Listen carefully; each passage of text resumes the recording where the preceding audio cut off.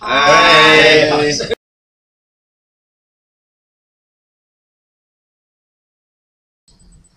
Whether you're a man or a woman, you can appreciate the beauty of the female body. Women envy it, and men yearn for it. And Hugh definitely did not discriminate when it comes to sharing that beauty with the world. I will tell you that I am no expert on Hugh Hefner and have considered him to be an arrogant pig until I had the pleasure of watching a true Hollywood story biography on him. It made me question whether I was being too judgmental on my preconceived notions. I would like to start by sharing with you a brief history of Hugh Marston Hefner. He was born on April 6, 1926 in Chicago, Illinois. He is the eldest of two sons and grew up in a Methodist home. He attended Sayre Elementary and Steinmetz High School, where he was described as an enthusiastic genius. After graduating high school, he served 2 years in the military and then went to graduate college with a bachelor's degree in psychology.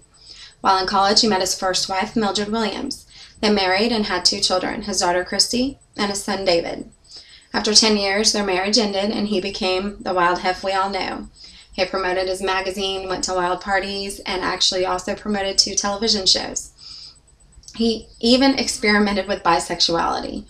In 1989, he married again, this time to Kimberly Conrad, and had 2 sons, Marston and Cooper.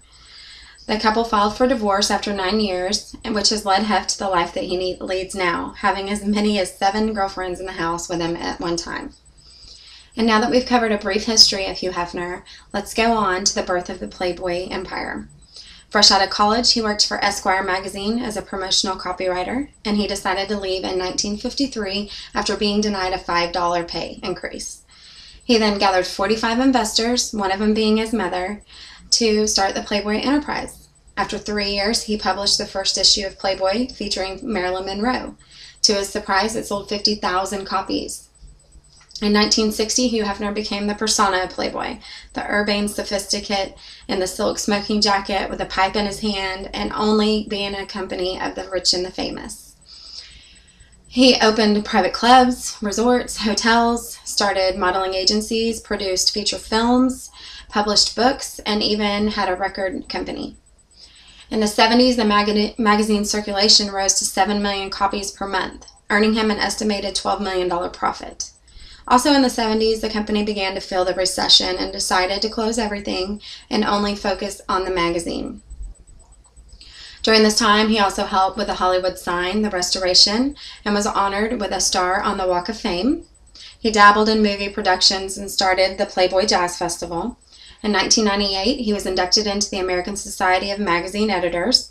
He also contributes to Much Love Animal Rescue and Generation Rescue.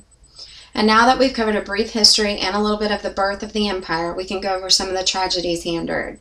In 1974, he faced allegations that Playboy was participating in the trafficking of narcotics after his secretary Bobby Arnstein was arrested.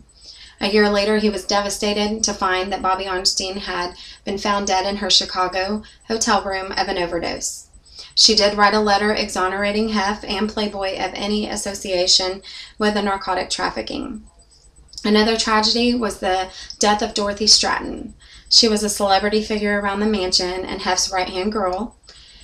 She died at the mere age of 20 when she was found murdered in her home on August 15, 1980, and Hugh was mortified because the girl that he had grown to love had been taken from him.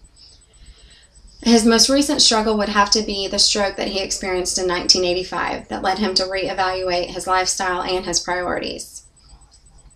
He was unable to live that life that he always thought was normal and actually handed the company over to his daughter Christy.